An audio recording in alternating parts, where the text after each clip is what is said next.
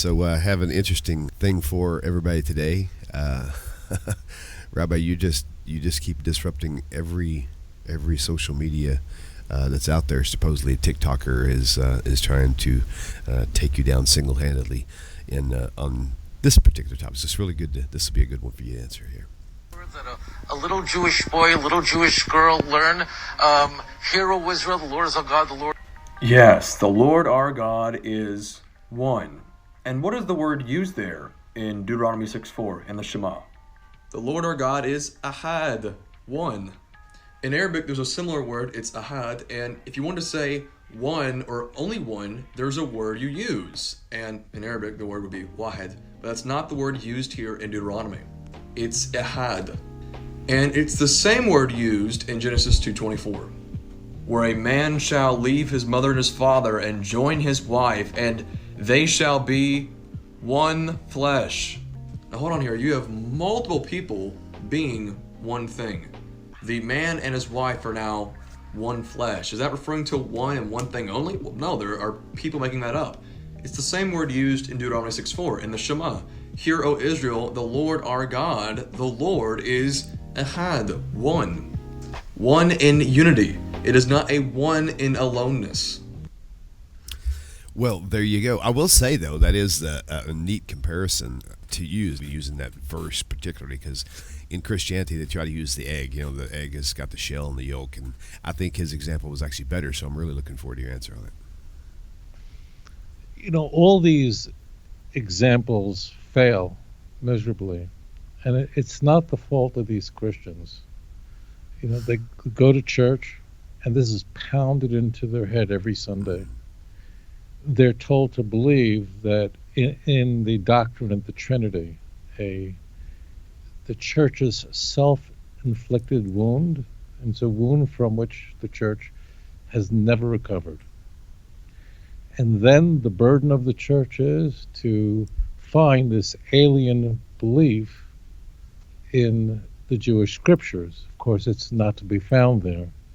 And in fact, the recording that he played was a debate that I had with probably the greatest apologist in the English-speaking world, William Lane Craig.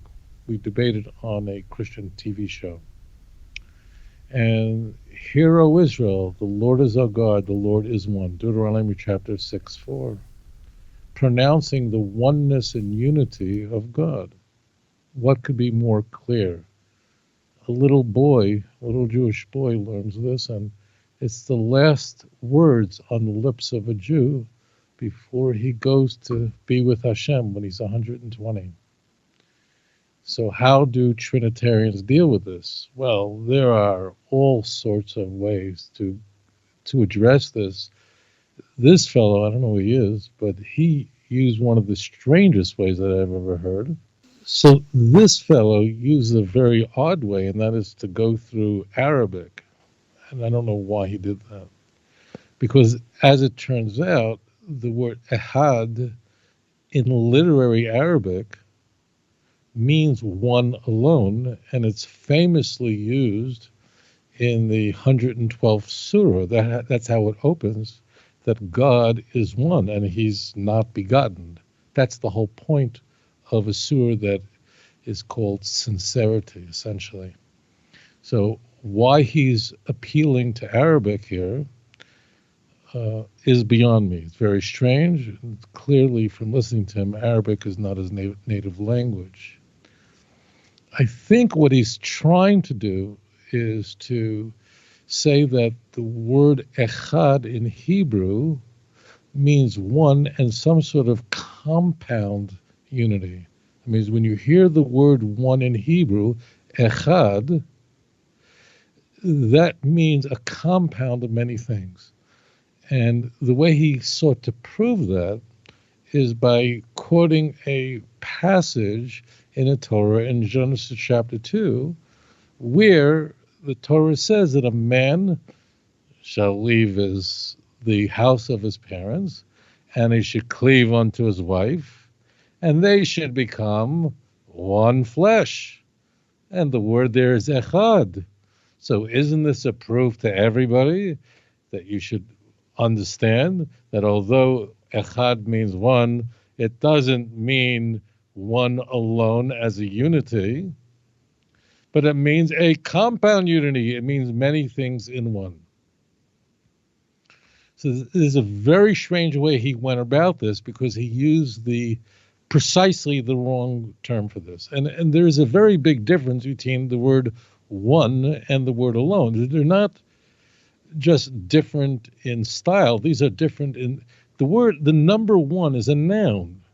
The word alone is an adjective. They're totally different. And as it turns out, this is a false shuffle because he is dealing from the bottom of the deck. Now, this fellow, I have no idea who he is. I'm sure he means well, and he's struggling to hold on to his Trinitarian beliefs. But he adopted this idea from Pastor Google. This comes from missionary websites and missionary audios and videos and books, but it's really rather silly. It's not true. And the word echad means one, the number one. It's a noun. Okay, and it's just like in the English language. But what they're doing is they're engaging in a bias confirmation. What does that mean? What he did was offer only an example of the number one used, where the context shows us that it's a man and a woman, they become one flesh, right? But what he didn't do was show you any other examples. So he engaged in a bias of evidence by subverting other passages in the Bible. That's why it's a false shuffle. That's why this is dealing from the bottom of the deck.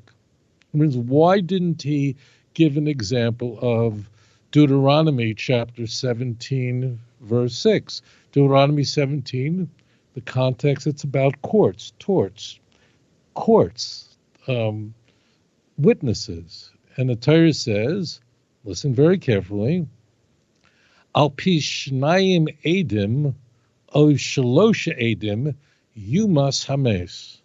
According to the testimony of 2 or 3 witnesses, can a person be executed, put to death. Lo yumas al pi eid echad. However, a person may not be put to death on the testimony of one witness. Well, is that a compound unity or not? No. So what you do is you play the game. This is like, when you observe missionary activity, it's like going to a magic show. And I think what many people do when they go to a magic show is they try to figure out, like, how is he doing this? So that's what this is. But it's not a magic show that is what you would see on Broadway or you see in Las Vegas. This is like watching a 5-year-old doing a magic show, where it's so transparent. This is so sophomore. Again, I don't mean anything against this boy, whoever he is. He is just regurgitating stuff he's heard from missionaries, and why he goes to Arabic, what bearing that has on Tanakh, I have no idea. And as it turns out, he selected very poorly from a word in literary Arabic, which Echad appears in the Quran to mean one and one alone. So he picked the worst possible language and the worst possible source to prove something Trinitarian. Again, it's the opening passage of the 112th chapter of the Quran. So, moreover, then, if it is the case, and it is, that the word echad operates exactly the way the word one operates in the English language, well, then how do you know?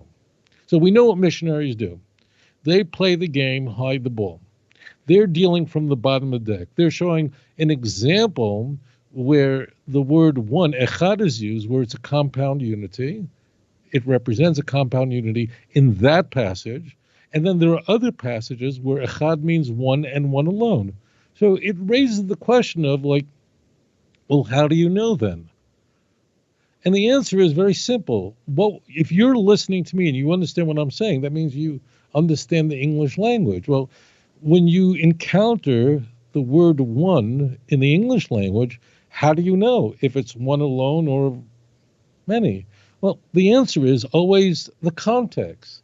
The context tells us if there's one unity, such as a man and a woman become one flesh, Genesis chapter. So then we see that when it says, "Hear, O Israel, the Lord is our God, the Lord is one," and the chapter continues that there is only one God, and you may swear by no one else but the Lord, Deuteronomy chapter 6, verse 13. So the context tells you that it's one alone, and that's all you have to do. This is not fancy. You don't need any, just use your head. But it is disingenuous for missionaries to play this theological sleight of hand. Moreover, Tanakh is transparent, is very clear throughout our sacred scriptures that God is one alone and there is no other. In the Bible, it tells us in Deuteronomy chapter 32, verse 39, "See now, I am he, and there is no other God with me." There's no one else. Now, the doctrine of Trinity is often conveyed as there's one God. If you ask any Christian, how many gods do you believe in, say there's one? But Trinitarians will then advance the idea, but there's three persons. What does that mean? Like, what does a person mean? So what Trinitarians must do is they're using unconventional language. If I ask you, you walk into a bank, and I'm in the parking lot, and I ask you, tell me what you see, and you say, well, I see there's one person behind the counter. He's a teller. I see another person is behind the desk. I see another person just standing up. He's a security guard, right? That's just conventional conversational English. We know what the word person means. So there are three people there. So why are Christians using the term three persons? I mean, we would never apply that term to mean like some strange being, but it's really all the same, or hypostatic union. Why is it necessary when describing the doctrine of the Trinity to use unconventional language? Why? Well, because it can't be described. You mentioned an egg is made up of the yolk, the white of the egg, and the shell, right? All make up an egg. That's a terror. Missionaries use that all the time, but that's the whole point. Is the shell the yolk? The answer is no. Is the white part of the egg the yolk? No. So that's the point. Christians seeking to advance that Jesus is God. He's of the same substance as the Father. He's very God of very God, very light of very light. I mean, this is the Nicene Creed.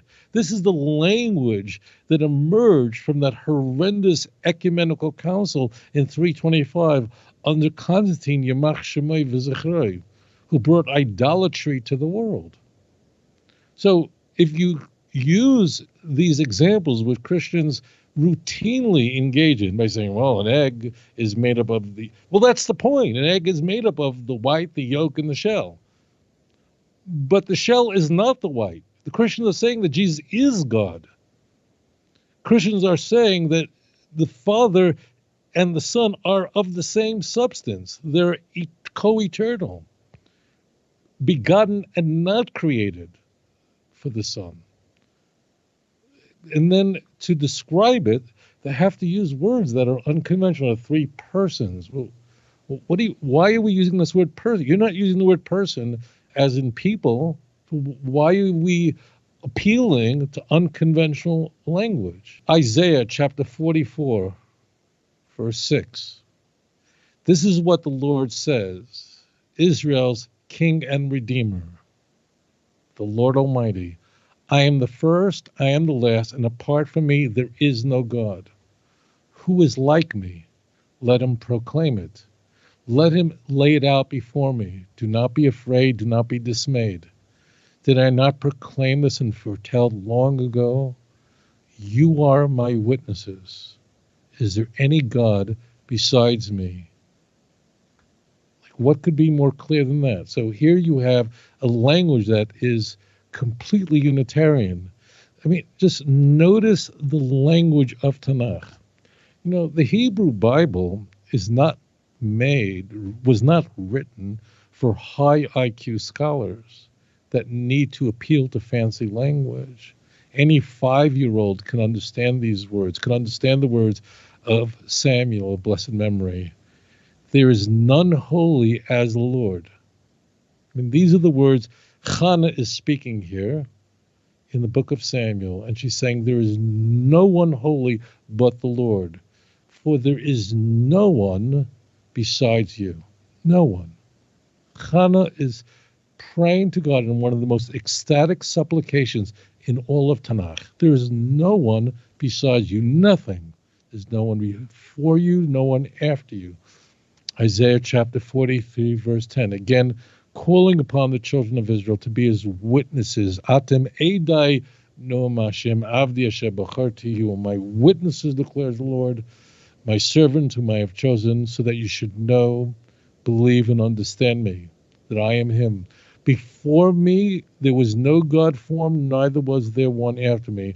I am the Lord, verse 11, and besides me there is no Savior. Al tiftachu b'nedivim b'ven adam she'en lo yeshua, Psalm 140, verse 3. Do not put your trust in princes or the Son of Man, where there can be no salvation. So when we look at all of Tanakh and all the passages that define the nature of God, it's Unitarian. You know, people sometimes complain to me. They say to me, Rabbi, like, why does Tanakh go over and over and over? There's one God, there's no other. Like, it seems to be almost redundant. Isaiah 45, verse 5. I am the Lord, there is no other. Besides me, there is no God. There is no other, in verse 6. Like, why? It's because people love their drug of idolatry. They do. Like, people crave alcohol and heroin, and no matter what information they're presented with that's clear that these things will kill you, this iteration of worship is toxic. They want it. And they will start quoting Arabic, misquoting Arabic. The word one and the word alone are two entirely different words in any language. One's a noun, one's an adjective. Okay? There is a way to say one, the number one in Hebrew, and that's Echad. And the way you know one of what is being conveyed is the context, just like in the English language. There's nothing mysterious about this. And it's vital that the world comes to look at Tanakh, the Hebrew scriptures for edification. Serve Hashem alone. Praise Hashem alone. Swear in his name alone. Raise your tongue in praise for him alone. That will bring the coming of the true Messiah quickly in our time. Thank you for that question. Okay, we're going to go take this next caller. Caller, you are live on the air. Please tell us your name and where you're calling from. My name is John, and I'm from Georgia. John, welcome to the show. What's the question for Rabbi today? Okay, so essentially, I heard someone explain that the voice of the Lord in the book of Genesis is explaining how the voice of the Lord in the garden, and this I guess individual, he tried to make it out that voice was like a part of the, I don't know, triune nature of the Christian God. So I would like to hear what the opinion is about that. Okay. Thank you for your call, and go ahead and hang up now and tune in for your answer, okay? Okay, awesome. Thank you. Thanks, guys. All right, man. Go ahead, Rabbi. That question came up in a debate that I had in Sydney, Australia, with a Reverend Samuel Green, very nice fellow. The Torah says, "Vayishmu es kol Hashem Elikim, mishalech bagan the ruach hayom," which means, And they heard, and this is referring to Adam and Eve, they heard the voice of the Lord God. Now, many translations render this as walking. I'm not kidding. Like the American Standard Version, the King James Version, walking. But the word mishalech means to move. So the voice of God is moving in the garden, okay, to the sort of like the wind of the day, okay? So the word mishalech is a really simple, it's a reflexive word, means it's causing itself to move. Mishalech, bagan, it's moving in the garden. The word mishalech means to move. If you want, so what they're saying is, well, obviously God is walking. That's the point. Okay, so if you read it in the King James Version, it's going to go, voice of the Lord is walking in the garden, as though God has a pelvis and he's walking with the gait of an inverted pendulum as humans do, and God is sort of walking around the garden. Well, first of all, the text says it was the voice of God, so it clearly doesn't have legs. And number two is the word mishalech doesn't mean walking by foot. The word mishalech means to move. Now, sure, if you want to say it implies that, you can go put in the word moving by foot, but you can move by air, and it's the same way. A bird would move through the sky. It's the same exact same word. If you wanted to, in Hebrew, say that a person is specifically walking with his feet, you would say, mishalech beraglayim. You'd have to add that word in order to denote that a person is walking with feet. Doesn't say it there. This is where Christians get into a lot of trouble. They want the Trinity. They have been told that they'll go to hell if they don't believe in the doctrine of the Trinity. And then pastors offer these most convoluted explanations, torturous explanations why people should believe in it based on Tanakh. Can there be a testimony more clear than Deuteronomy chapter 4, verse 35? Ein od milvado, there is no one else besides him. So, the text says that the voice of God, right? Vayishmu es kol Hashem. So the voice of God is moving. Whatever that means, it's the voice. Doesn't mean the feet. It means the voice. So the sound of God is moving in the garden. Okay. Adam and Chava, our first parents, are in a lot of trouble right now. Okay. So you take the word walking. Oh, that must mean that God has feet. He has a pelvis, and he's human, and this must be Jesus walking in the garden. If you don't speak Hebrew, you're in an enormous amount of trouble. You are a slave to the translator, because when rendering Hebrew into English, when translating it, you can't translate Hebrew into English. It's a commentary. All translations are a commentary, especially when you have two languages that are from completely different language families. Hebrew and English they're not related to each other. It's not like English and Spanish, or I remember taking French. So the first day of my class in French, the professor said that if you speak English, so I don't know what you said, 50% of French. And I used to say to myself, I don't understand the word of French, but these languages are related. They have a strong relationship. Italian, Spanish, Portuguese. We can tell, even if we're not fluent in these languages, that these languages are strong, have a strong relationship with each other. Hebrew is a Semitic language. It's from a totally different language. The point is that when you want to make the Hebrew Tanakh, the Hebrew text, understandable to an English speaker, you have to add words in, reconstruct the text just to make it readable. There are many words that are just implied in Hebrew So the point is that translators have enormous latitude. And if a translator is biased, if a translator wants you to believe in a Christology, you're done. You're gone. You're smoked. You don't have a chance. And that's why I urge people, don't be angry at these Christians. They're stuck with the King James. They're stuck with the New American Standard. Well, of course they're in trouble. They're stuck with the New International Version. So of course they're reading this. They're not evil people.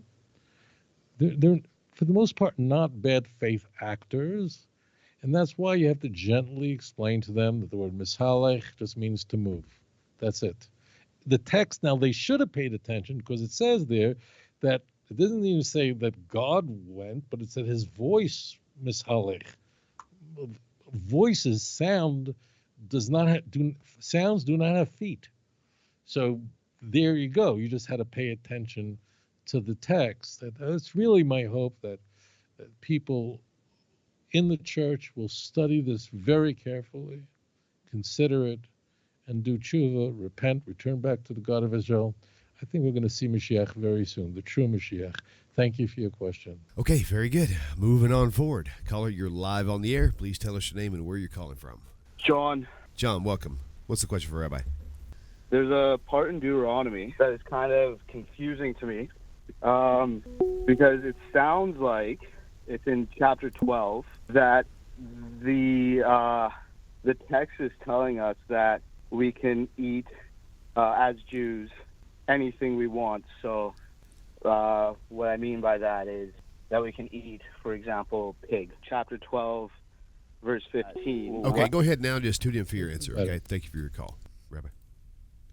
Yeah, I think he's asking about that in Deuteronomy 12, a distinction is being set between the sacrificial offerings that one can eat, only in the temple. You can't just bring sacrifices anywhere, but it has to be in the place that God assigns.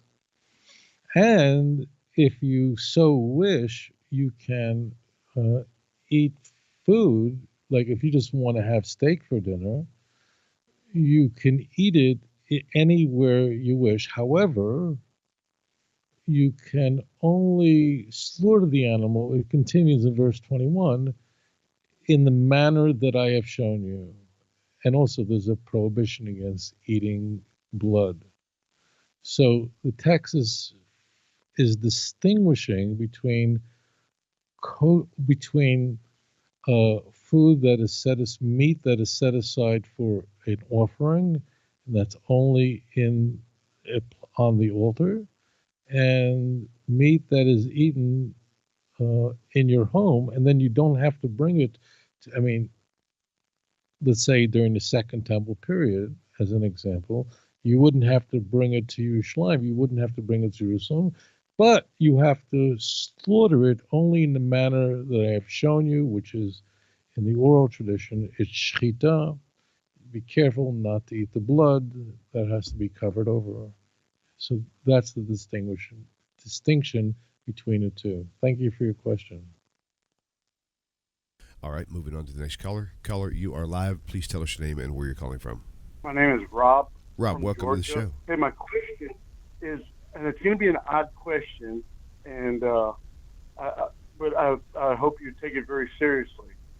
Now, with the ancient Hebrew cosmology, talking about the firmament and the sun standing still, and I'm sure you're aware of flat earthers, I was just curious what they thought about the flat earth and the ball earth and the heliocentric model. To me, it just seems like it's a great deception with the ball earth.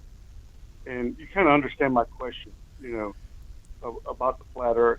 And I know there's quite a bit of scripture in there that it talks about the firmament and the windows of heaven and the earth, the sun standing still. But basically, that was my question. Okay. Yeah, fair enough. Okay, go ahead, Robin, hang up and tune in for your answer, okay? Thank you. All right, thank you. You bet. I want to say, you let him go, I guess, already. Yeah, I'm sorry. I did. I don't understand this question very well.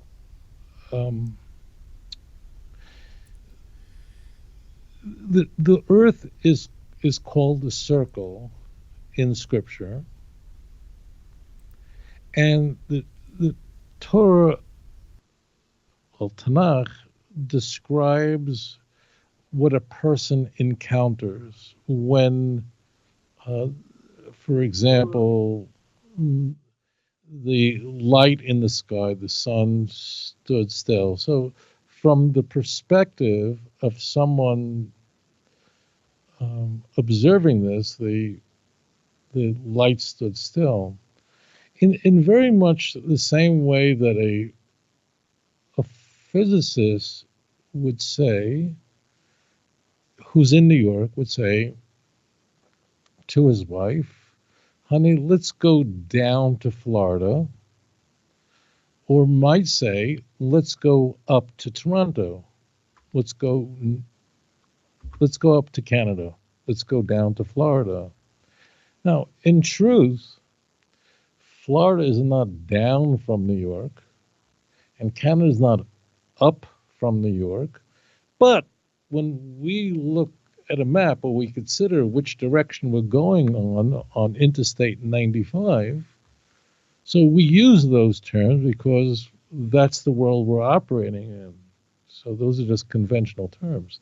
There's no real reason why Canada is north. I mean, it's just our perspective that we're in. I mean, Florida could be, it doesn't make a difference. It's all irrelevant. But from our perspective, it's up. And because the maps we have came from the Roman Empire, so the Roman Empire, it was really important to have, from their perspective, what was up and what was down. So people speak that way. People don't go, oh, the earth stopped turning, and if the earth was, people just use convention. So I find these claims to be unpersuasive, odd, strange. That's all I can say. What about the idea of the circle? Because a circle is flat, but a sphere is round, like a ball. So if it just says circle, could it still not be flat? Yes, the Torah is not engaging in, in telling us about the earth. In these cases, the Torah is, in the case of Hezekiah, he's recovered from an illness. He's promised that he's not going to die imminently. 15 years been. So from his perspective, seeing the shadow move, that's his perspective. The circle should be understood there as a sphere.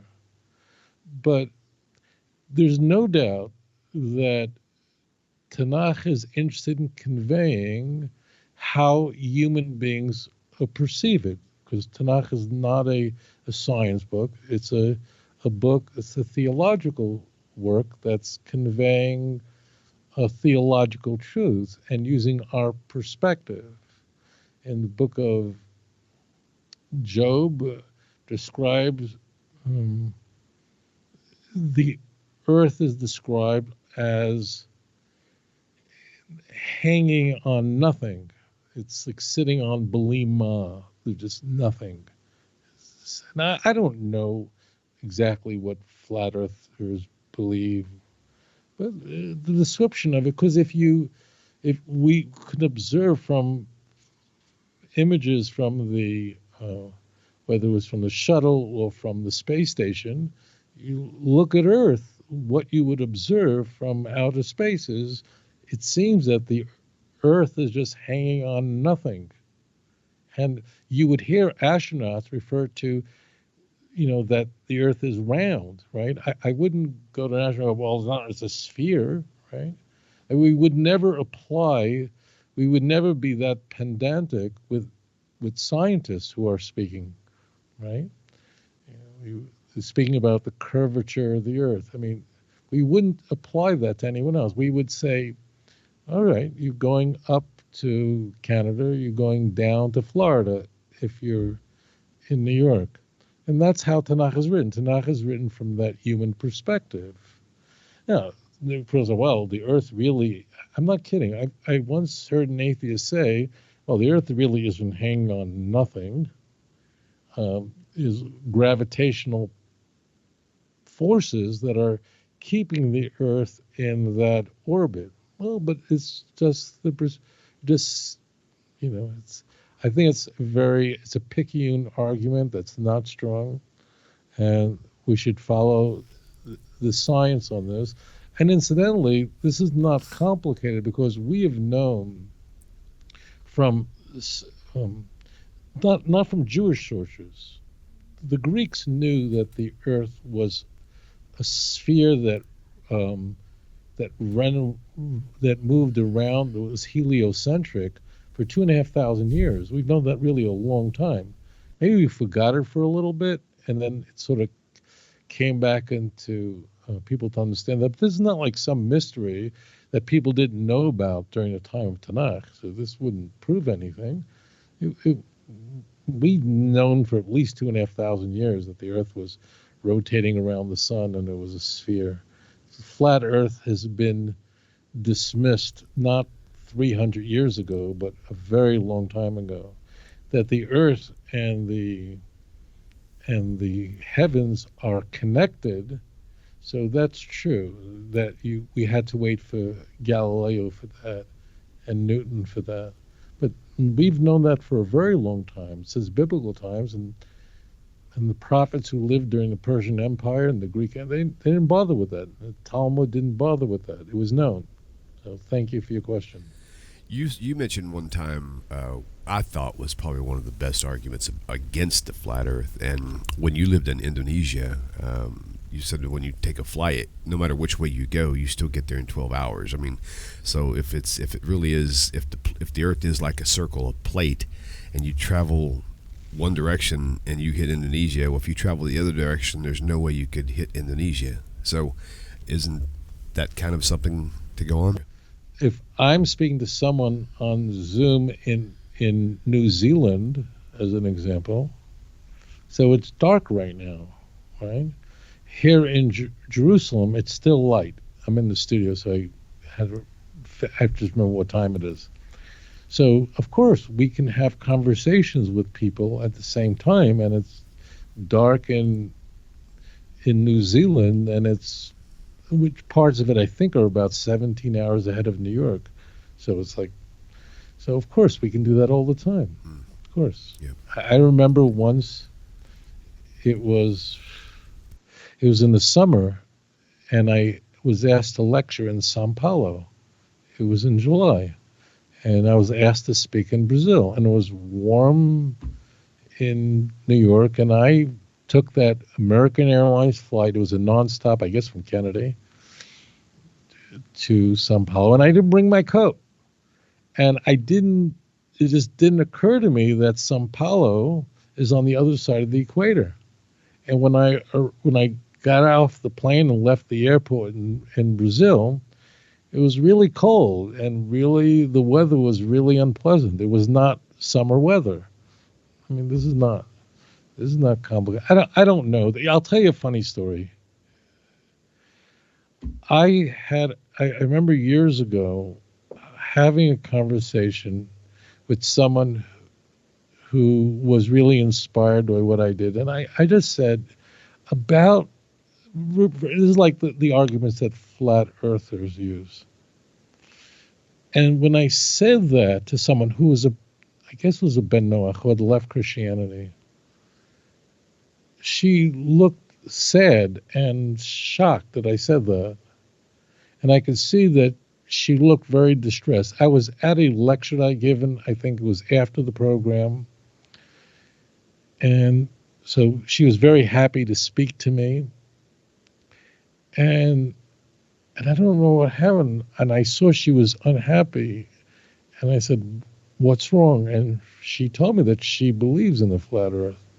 And it shocked me because I realized that I really hurt her feelings, that it just upset her. She wasn't angry at me, none of that, but she felt hurt. And at that moment, only one thing occurred to me, is that I just hurt someone's feelings for no reason. It just didn't occur to me. If you believe in the flat earth, I'm not mean to offend. I just don't like offending people. I really don't. It sounds crazy given what I do, but I really don't like offending people. And if someone believes in a flat earth, there's no reason for me to, it's just completely, to me, it's just gratuitously offensive to say, so I felt bad. So somehow this got parked in the back of my head. Just don't say that to people when using an example of how missionaries operate, because the person might believe in the flat earth. And my job in life is not to prove that, the world is not flat. This is not my role and I'm very careful. So I sort of made a mental note, like, don't do that again, because it would just hurt someone's feelings and there's no benefit to it. So there you go. Right on. Okay, cool. Moving on. That felt like it was pretty thoroughly covered. Okay, caller, you are live on the air. Please tell us your name and where you're calling from. Hi, this is Adam in Ohio. Adam, welcome. I have a question about Isaiah 7:14. I think I've listened to just about everything that the rabbi has said on this topic, but there's one point I'm still unclear on. When you look at Hezekiah, he was given a sign of the dial moving back or forwards. That makes sense to me. He would do something based on what he saw. But in this case, I understand the sign is the maturity of the child, but I can't figure out what Ahaz would actually do with that, because he wouldn't observe it for several years. I hope that question makes sense. Yeah, fair enough. So, okay, yeah, that makes perfect sense. Okay. Go ahead and hang up now after your answer, okay. Related, yep. If I may, related to that, in the very next chapter, it mentioned a child being born in more the usual format, I would say. But if you're reading through it, if you want to say those are the same, it seems a little out of order, and I'm wondering if that's a case where Isaiah is just non-sequential. Okay. Rabbi? So, all right, thank you. Okay, thank you. Appreciate it. Go ahead. Yeah. I don't know who you are, Adam, but I like you. And I like your mind. I like the texture of your brain. I like the way it works. I love your question. I don't think I've ever been asked that before. So there's an immediacy of a crisis in Isaiah 7. The Assyrian Empire had formed an allegiance with Achaz and the northern kingdom of Israel, and Syria, not Assyria, had formed an alliance against the southern kingdom, against Achaz. Achaz was in an enormous amount of trouble. And Isaiah asked Achaz to ask for any sign, anything you want. Achaz was an extremely wicked king, maybe the most wicked of all. After all, he never repented. He died at the age of 36 without ever have done tshuva in his life. The sign in Isaiah 7 is the maturity of the child. Butter and honey will this child, Immanuel, eat when he knows to reject bad and choose good. For before the child knows to refuse evil and choose good, these two kings that you dread will be destroyed. Okay? So the sign is the maturity of the child. It means before a child knows the difference between good and evil, very young. The child in Isaiah chapter 8, verse 3 and 4 is the same child. It's not out of chronology. The difference is that in one case, in Isaiah chapter 7, verse 14, the mother of the child, remember the Hebrew, Vikarat Shemo Immanuel, and she will call his name Immanuel. She is the mother. Conversely, in Isaiah chapter 8, God is telling Isaiah that you should name the child Maher Shalal Hashbaz, which means quicken the lute, hasten the booty. And the reason why it's a double language is because it's referring to the destruction of both Damascus and Ephraim, the northern kingdom of Israel. That's why it's double, okay? So they're not out of sequence, but rather, and so you're sure that what I'm telling you is accurate. The very next verse, Isaiah 8, verse 4, it says explicitly that before the boy knows how to say father or my mother, these two, Damascus and Samaria, will be carried away before the king of Assyria. It's exactly the same thing. So in Isaiah 7, 14, 15 and 16, it's the maturity of the child in that he knows to reject evil and choose good. Okay? And in Isaiah 8, verse 4, it's that before the child could say, my father, my mother, same thing. Because when could a child say, daddy, mommy? I don't know. Depends on the kid, but roughly about the same age as where the kid understands that there's something good and evil, that there is, right? Let's say, I don't know, 2-year-old, whatever. That's before a child knows to reject bad and choose good, and before the child could say daddy, mommy. It depends on the kid, right? I have 7 grandchildren. I have 2 children. So it depends on the child. They're not all exactly the same, but it's somewhere in there, very young. So it's the same child, it's the same sign, but a different name, because one name conveys that God is with you, and the other name conveys the destruction of both the northern kingdom and Damascus, which is Syria. It's all very plain.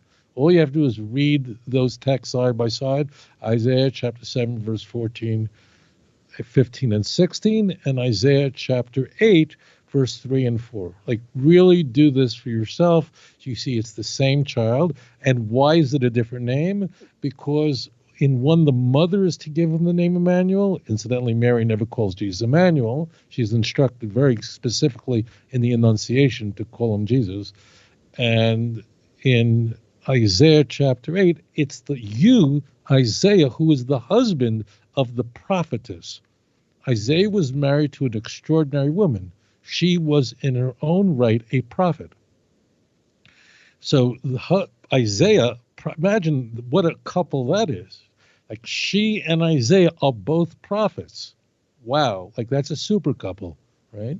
And you, Isaiah, are to call him quicken the lute, hasten the booty. Why is there such an emphasis on names, that they're separated? It's not out of order, but why are they separate? Why does Isaiah go back to this? Because we're told in the exact same chapter, but in verse 18, that in fact the Lord gave Isaiah children. I and my children are there as signs and portents of the children of Israel. So this is Isaiah is telling you. I just want you to know that names are really important here, because the names in these books, which are very strange, very odd.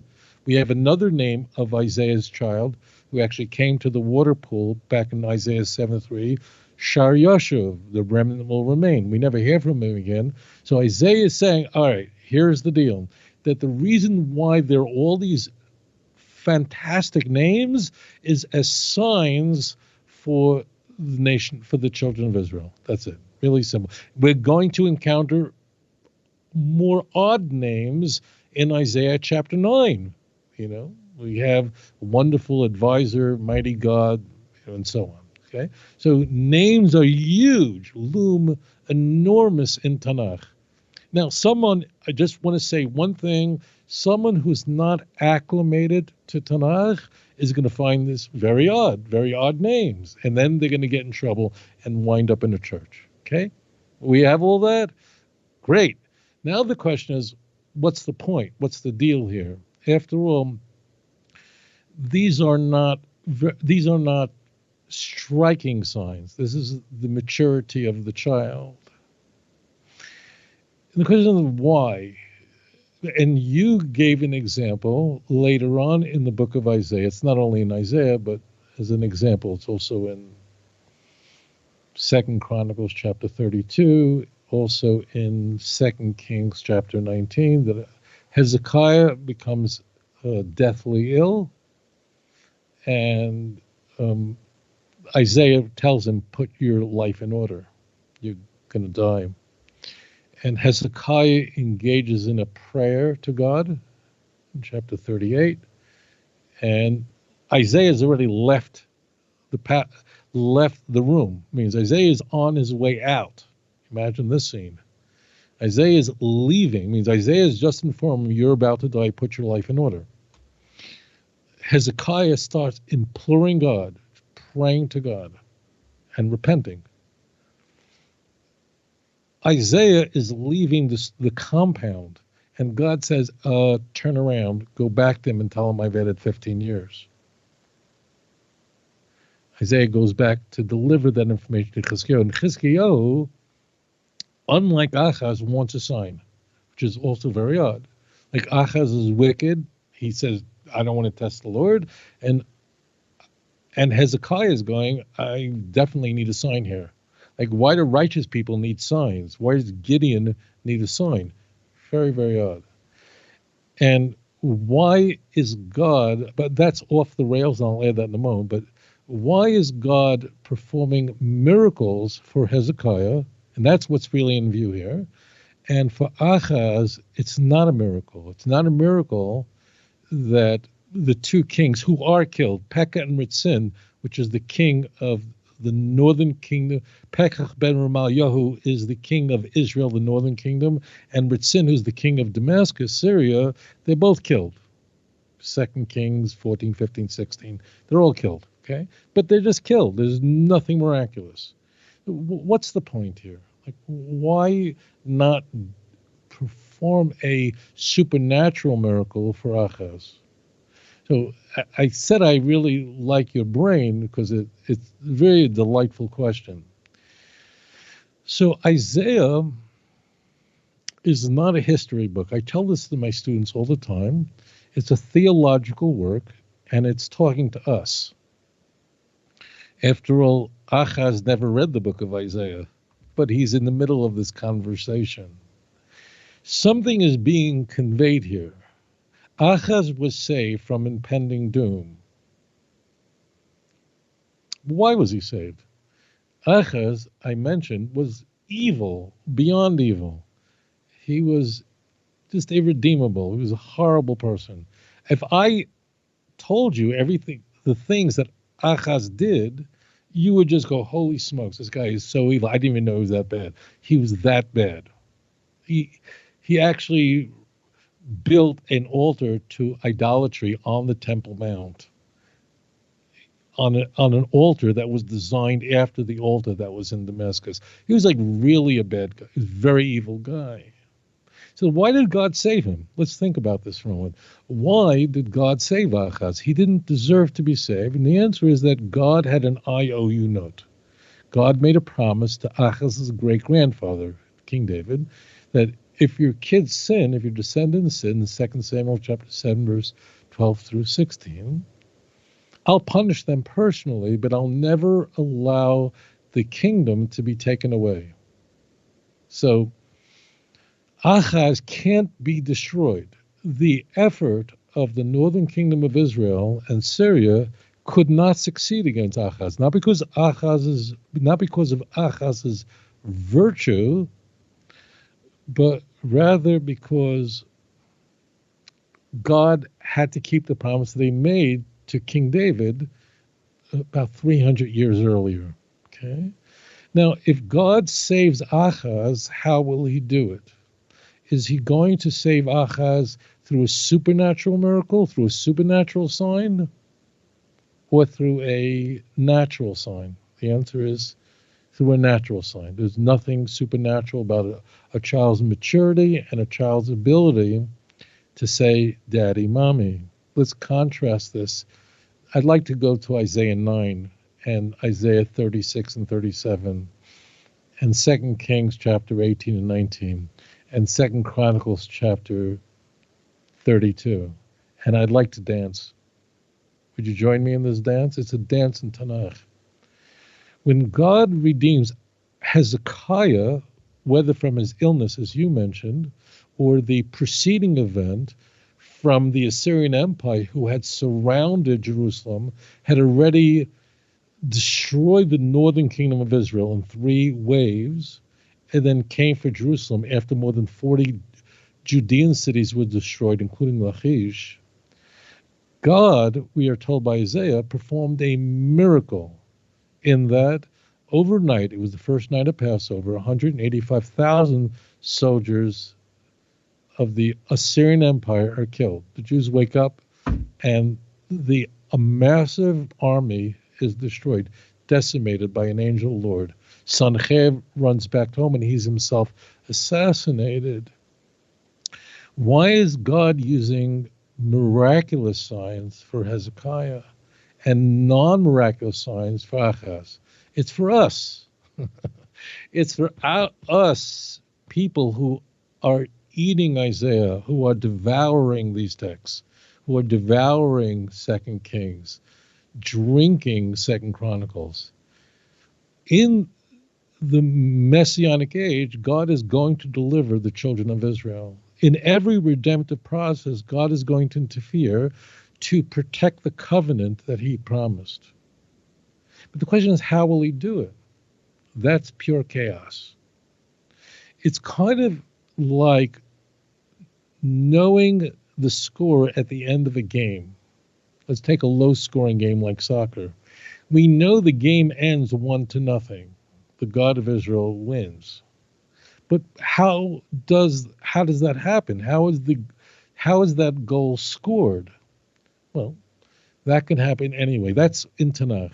It can happen anyway, and it depends on you. It could be a sensational kick.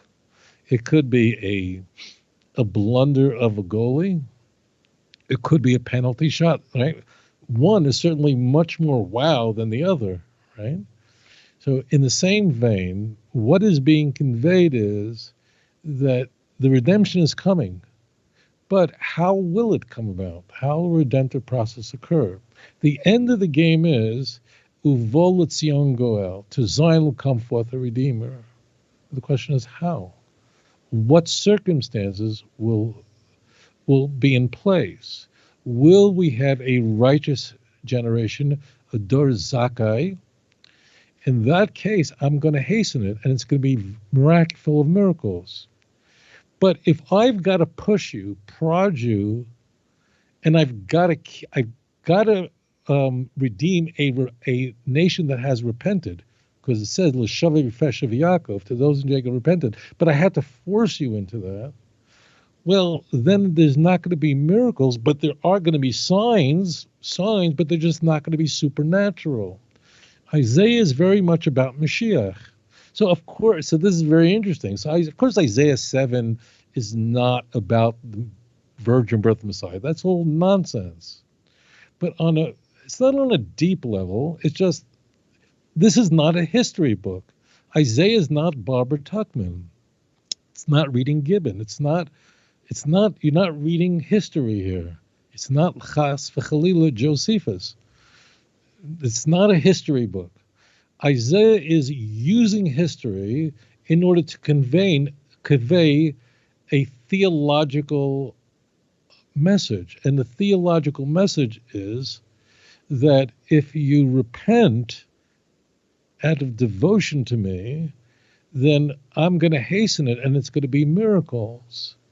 And if you don't repent that way, but rather I have to turn up the heat to get you to repent, where you just have no choice at all, well, then it's going to be beito in its time, and it's going to lack. It's going to happen. The game is 1-0, but it's going to happen because the goalie from the opposing team failed to block the shot. It's not going to be this amazing, kick into the thing. That's what's really going on here. And that's why Isaiah chapter 60 ends with these seemingly contradictory terms. It's a messianic term, and it says, Be'ita yachishena, it's time I'll hasten it. In its time means at a very specific time. Achishena means I'll hasten it. Well, which is it? Is it before the time? Well, it depends. If you're a righteous generation, it means you turn to God because out of your love for Hashem, so then it will be hastened and it'll be with miracles.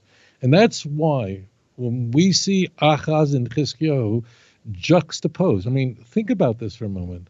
Isaiah 7 and 8 is about Achaz, and then Isaiah 9 and 10 is about Hezekiah. And then bang, Isaiah 11 is the Messiah. Holy smokes. Isaiah skipped an enormous amount of time in between them. Why? Because these texts are juxtaposed against each other in order to convey a theological truth. It doesn't mean there's something hidden. There's nothing hidden here. It's not like, I don't want people to think, there's something hidden. You can make up anything. No, it's not hidden. It was very important to Isaiah to convey that the manner in which the Davidic dynasty would be preserved, the house of Judah would be preserved, the southern kingdom would be saved from doom, was through something that was not miraculous. It didn't make a difference Achaz saw it or didn't see it. Achaz was completely wicked. It's for us, you and me, reading the Bible. And it's very important to us to know that when Hezekiah was delivered from an illness, he was saved because he actually turned back to Hashem. He prayed to God, and therefore God performed a miracle for him. People who were very righteous wanted to see miracles. They just could not believe that God would work with them. They were just very humble. They poured their heart out to God. They weren't arrogant people. These were people on a very high level. Just Gideon couldn't believe me. You want to use me to defeat the Midianites? It was just inconceivable to them. Me? If you see people who are running for office, these are not the Jewish leaders that God wants to work with. The people that God works with are people who just can't believe that God will work with me. So they go, I need to see a sign because I need to see this is really from God. I need to be sure of that. They're just struck by this. Whereas the wicked people in the Bible, not looking for anything. Achaz was looking for a way out. He was like the Marcoses in the Philippines. He just how do we get out of here? How do we just get out of it? I don't want God involved in this at all. I just I'll form an alliance with Assyria and that will get me out of trouble. And it does for a short time, but in the long term, it not only doesn't work, but the Assyrian Empire becomes the enemy of the Jewish people that destroys the northern kingdom. That's a wonderful question, Adam. Thank you so much. Very good. All right, we'll move on to this next caller. Caller, you are live on the air. Please tell us your name and where you're calling from. My name's Alex, and I'm calling from Colorado. Alex, welcome. And how are you both? Doing great, thank you. Thank God. Well, I'm calling because I have a question about the Sota waters. A wayward wife, if she ends up getting caught for suspicion, she ends up drinking the water. But before all that, there's a big process that goes from that point to them arriving at the temple. Now, in that process, if the husband forgives the wife or anything like that, the water does not have to be drank. But my question is, does everybody else have to follow through with what if the husband forgives the wife, does all of the nation have to be okay with that and not judge her as being a wayward wife, or is she, still looked at differently by the nation itself? That's my question. Okay. That's a great question. Okay. That's the. Thank you for your question. Go ahead and hang up now, Tony. Thank you. That's the halacha of a Sota, a woman who is accused, who's suspected of being unfaithful to her husband, by her husband. I mean, her husband suspects that she's unfaithful, and it's based on that she's doing something that definitely does not look right, right?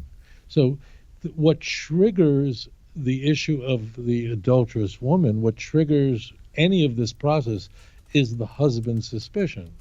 Now, it can't be just a guy who's insecure.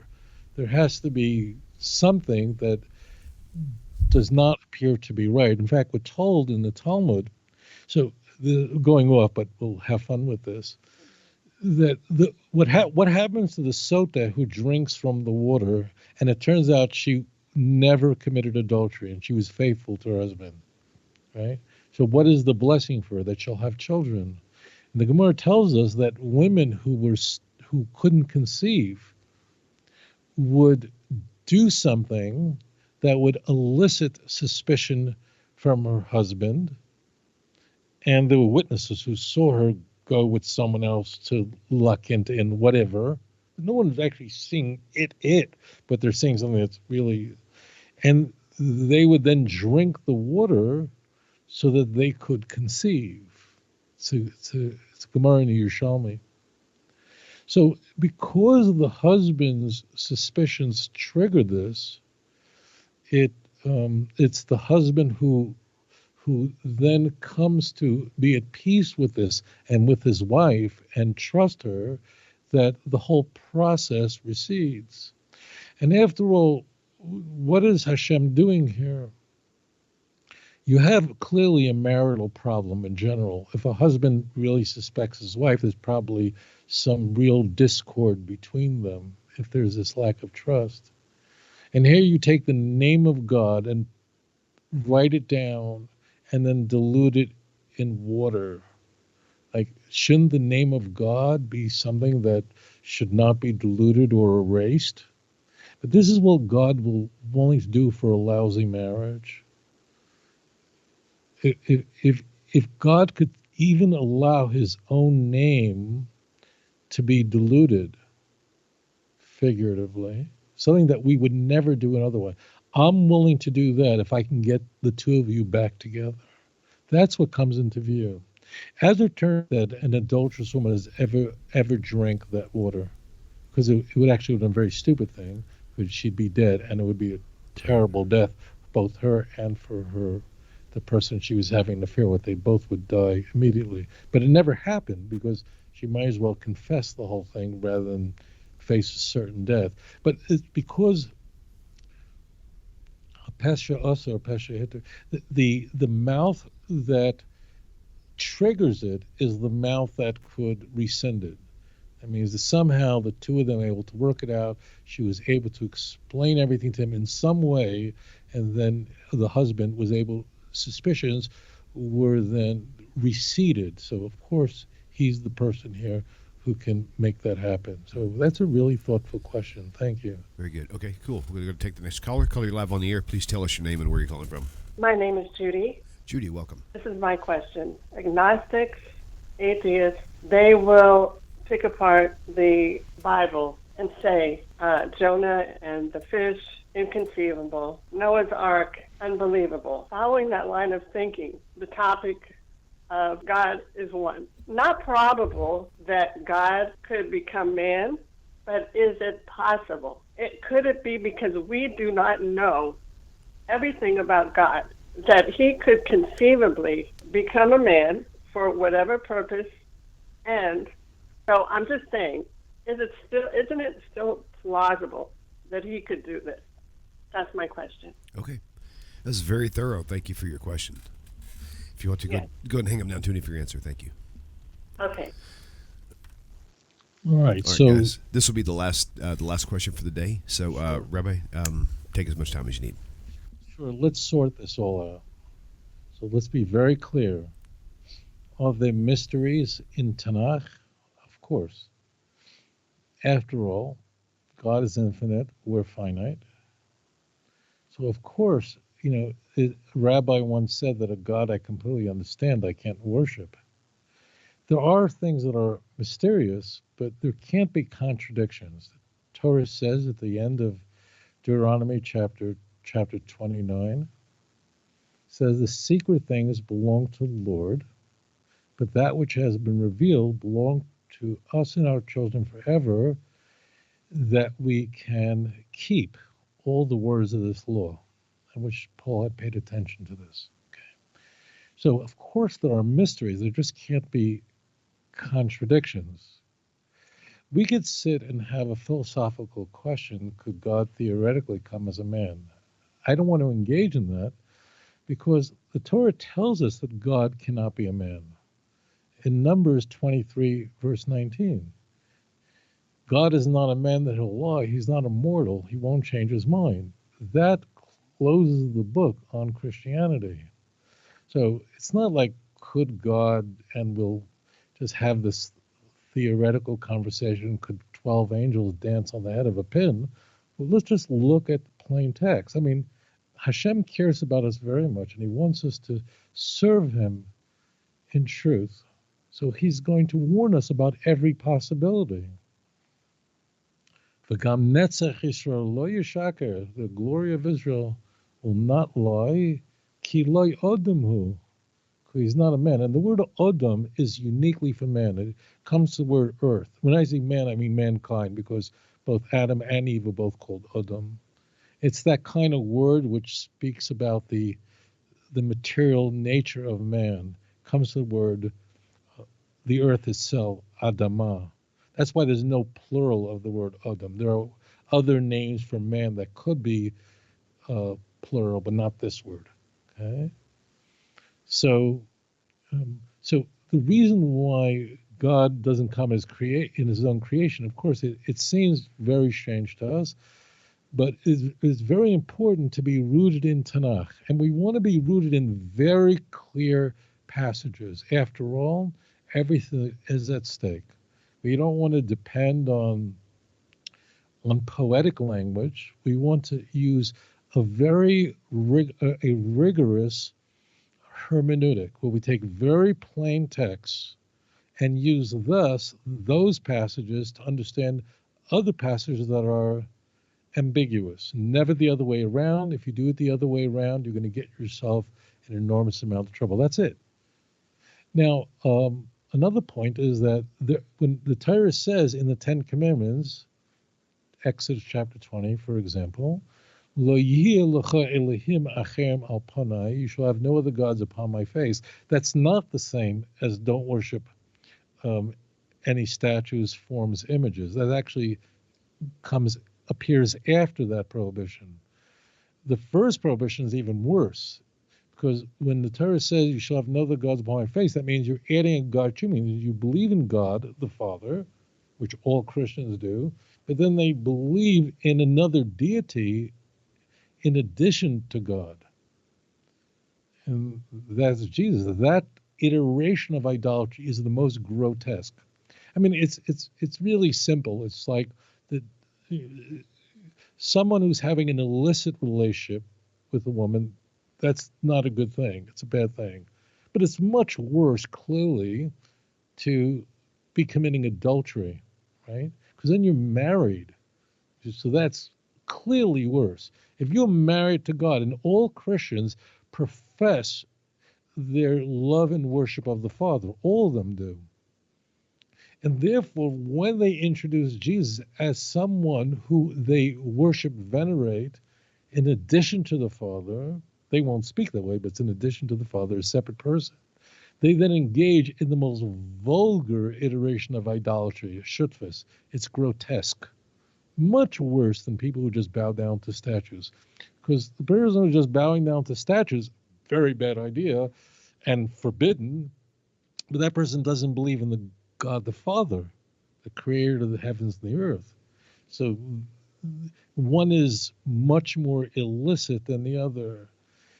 I think that the argument that atheists use about fantastic events in Tanakh, such as a worldwide flood, as an example, I think you gave a few other examples. So those are not valid criticisms of the Torah because they suffer from a fallacy of an external criticism. What that means is that every person who questions whether God exists, every person who is agnostic, who says, I don't believe in God, chas v'chalila, would concede that if there is a God and they're wrong about that, then a flood, a worldwide flood, would be a minor miracle. A donkey that could speak or a serpent that could speak would be a minor issue. It is not, it's not logical, it's not inconsistent, it's not logical to criticize the events that we encounter in the Torah by saying that couldn't have happened because God created the heaven and earth. He could do these things. The only thing that is what then is a valid criticism is you stay in the system. And that's why we reject Christianity, is because Christianity, while adopting Tanakh, the Hebrew Bible, then contradicts it by saying that you can have a human sacrifice and through the death and resurrection of the Messiah, that's how we have salvation, Romans chapter 10, verse 9. And that's the only way, right? And if you've seen me, you've seen the Father, and John 3, so all of that contradicts Tanakh. It's not because virgin births are not possible. God could have a virgin conceive. That's not the problem. And I just to use an example, in the passion narratives in the Gospels, so we're given in each Gospel a different number of women who were at the tomb. Okay? But those are not contradictions. They seem inconsistent, but a person could say just because in John, Mary alone is listed as the person who comes to the tomb and finds it to be empty, and she becomes distressed and she has no idea where the body was placed. So, and we find, 2 women, 4 women. It depends what you got. Those are not really contradictions because it doesn't say only Mary, right? So we want to be careful about that. The real contradictions are, when Mary encounters Jesus after the putative resurrection, does she know that he rose or not? Was she informed of that? In Matthew, she was, and she knows about it from an angel. And in John, she has no clue, and even accuses the angels and Jesus of hiding or at least knowing the whereabouts of the body.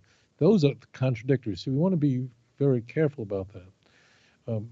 Just God performing a miracle it